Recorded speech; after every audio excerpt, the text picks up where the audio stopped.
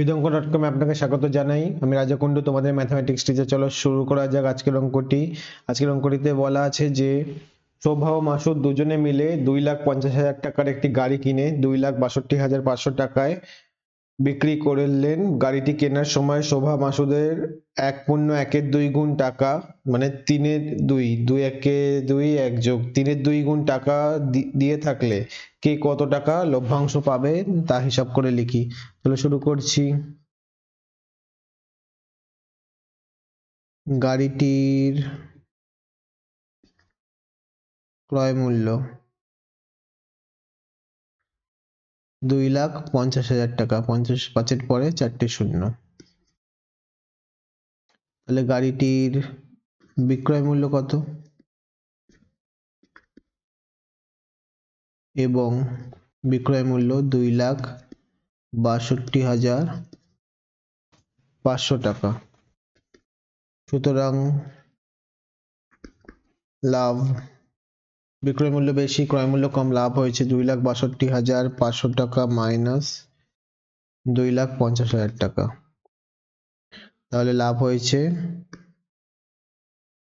12,500 টাকা লাভ হয়েছে। ঠিক আছে, চলো ধরে নিচ্ছি, ধরি মাসুদ কত টাকা দিয়েছিল জানি না, তাই ধরে নিচ্ছি মাসুদ দিয়েছে x টাকা, অর্থাৎ মাসুদ x টাকা বিনিয়োগ করেছিল।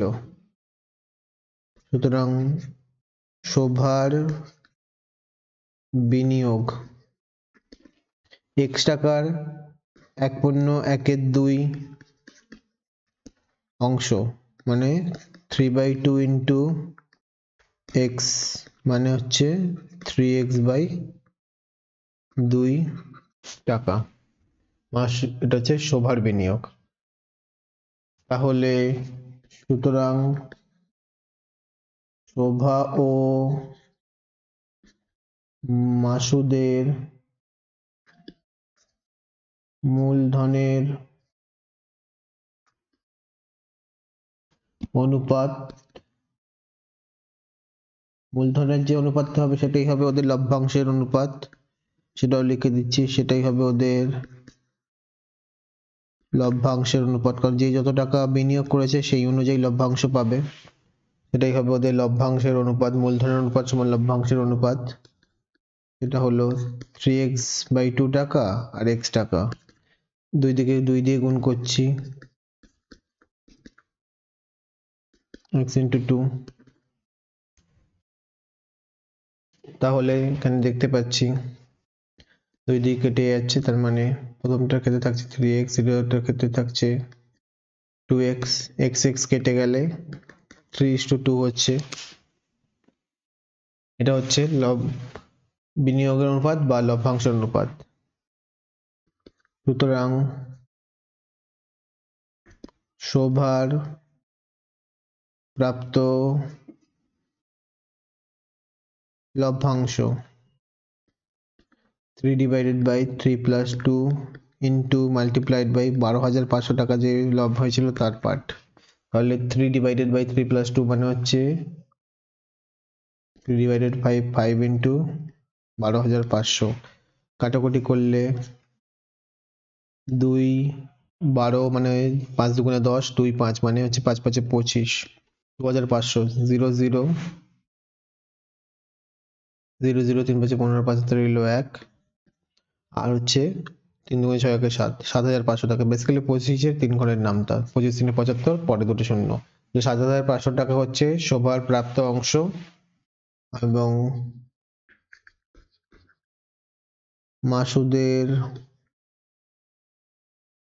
প্রাপ্ত লভ্যাংশ সমান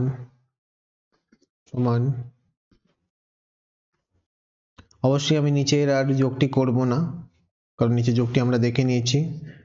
2/5, এটা 3/3 + 2 ছিল, মানে 5 ছিল, তাহলে এটা 2/5 হবে ইন্টু 12,500 টাকা।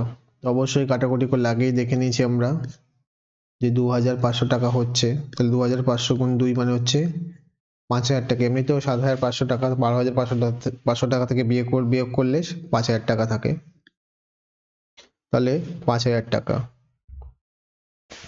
তাহলে লিখে দিচ্ছি শোভার প্রাপ্ত লভ্যাংশ সমান 7,500 টাকা, মাসুদের প্রাপ্ত